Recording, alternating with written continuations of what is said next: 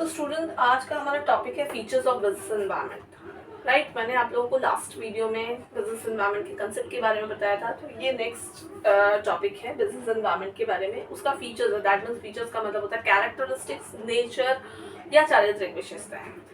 तो आप लोग देखिएगा, पॉइंट वाइज मैंने मेंशन किया है 1 to 11 नंबर पॉइंट्स, और एक के बाद एक मैं सारे पॉइंट्स डिस्कस करूंगी आप लोगों को कि ये ऐसा क्यों कहा गया है, कि इसका ये नेचर है। Like number one is totality of external forces. That means external forces का ये totality है।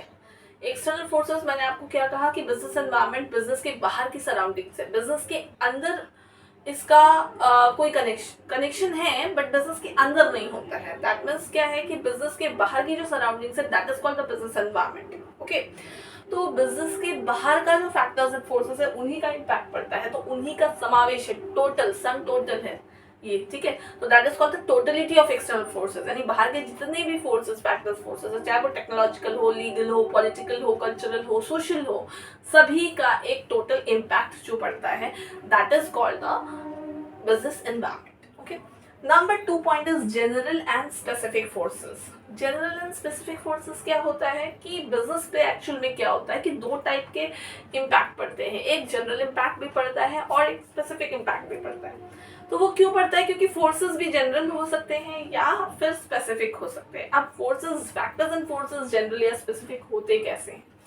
क्योंकि क्या होता है, जैसे एक एग्जांपल के तौर पे आप लोग लीजिए कि अगर गवर्नमेंट ने टैक्स रेट अगर इंक्रीज किया है तो ऑलमोस्ट सभी बिजनेसेस पे टैक्स रेट इंक्रीज किया है, तो उससे क्या होगा कि सभी बिजनेस पे लगभग सेम इम्पैक्ट पड़ेगा, एक ही असर पड़ेगा।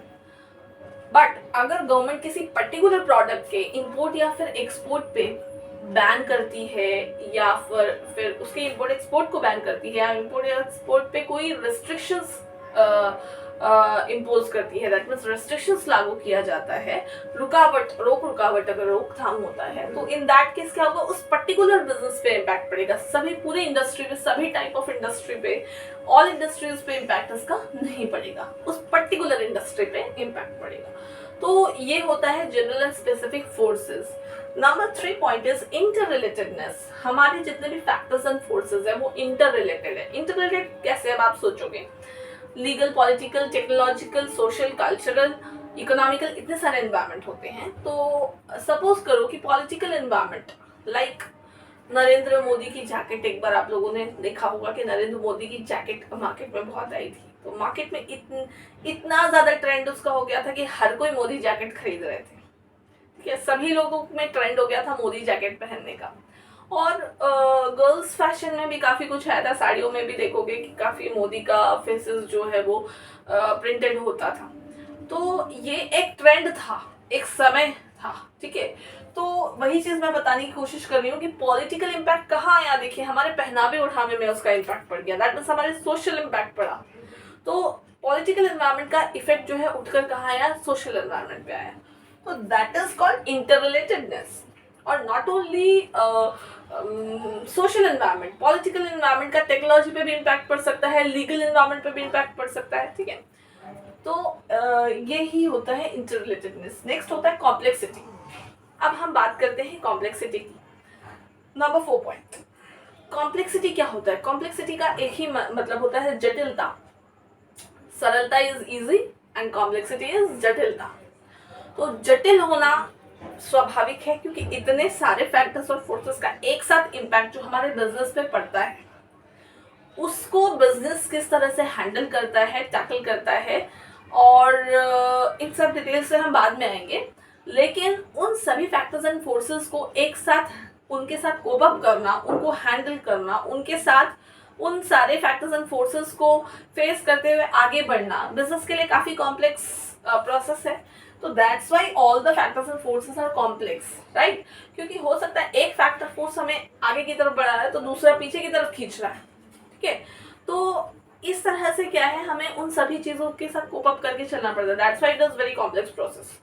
तो कॉम्प्लेक्सिटी है। डायनामिक, डायनामिक क्या होता है? डायनामिक दैट मीन्स चेंजेबल, ठीक है।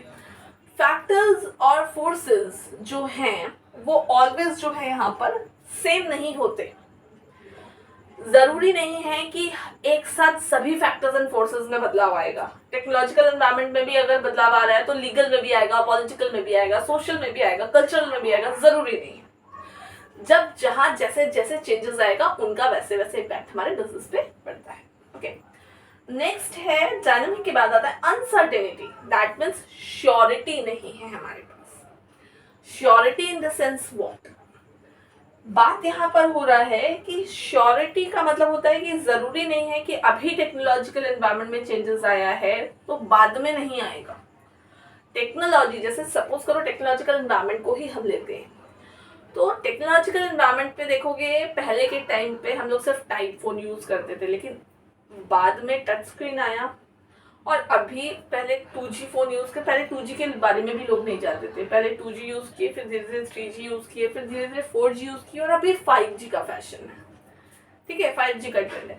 तो ये चीज क्या है कि डे बाय डे अपग्रेड होती चली जा रही है। तो इसमें चेंजेस क्या आएगा और कितना आएगा ये अनप्रेडिक्टेबल है, इसे प्रेडिक्ट नहीं किया जा सकता। These are unpredictable, that's why it is uncertain. That means uncertainty is its nature. Next है रिलेटिविटी। रिलेटिविटी का मतलब क्या होता है? संबंधित। अब क्या चीज किस चीज से संबंधित है? जैसे टेक्नोलॉजिकल एनवायरनमेंट हर देश में एक सा नहीं होगा। इंडिया का टेक्नोलॉजिकल एनवायरनमेंट उतना एडवांस नहीं है जितना कि यूएस का है और चाइना का टेक्नोलॉजिकल एनवायरनमेंट है।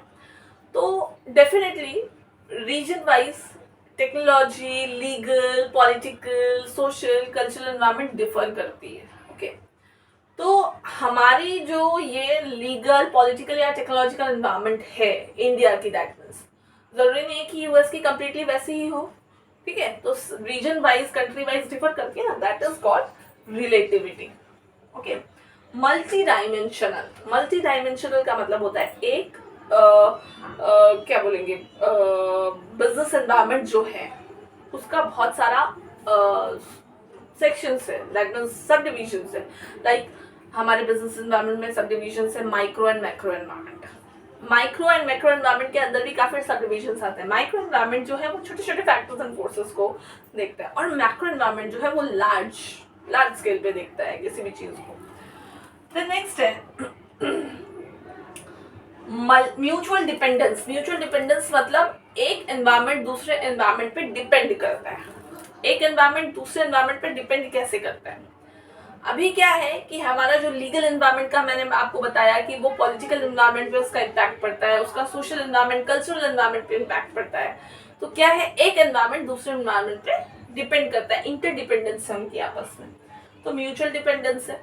नेक्स्ट है डाइवर्सिटी। डाइवर्सिटी का मतलब होता है कि इतने सारे टाइप ऑफ एनवायरनमेंट है, इतने सारे फैक्टर्स एंड फोर्सेस है कि उन सभी का इम्पैक्ट जो है तभी तो जाकर कॉम्प्लेक्स होता है, तभी तो कॉम्प्लेक्सिटी आती है। तो इसीलिए कहा गया डाइवर्सिटी। काफी डाइवर्सिटी है क्योंकि एक तरह का जो एनवायरनमेंट है वो एक ही देश में डिफरेंट रीजन में डिफरेंट टाइप है। जैसे सोशल एनवायरनमेंट, जरूरी नहीं है कि जो साउथ का सोशल एनवायरनमेंट है वही नॉर्थ का सोशल एनवायरनमेंट है, जो ईस्ट का सोशल एनवायरनमेंट है वही वेस्ट का social and cultural environment also. South and north का कल्चर बिल्कुल डिफरेंट है।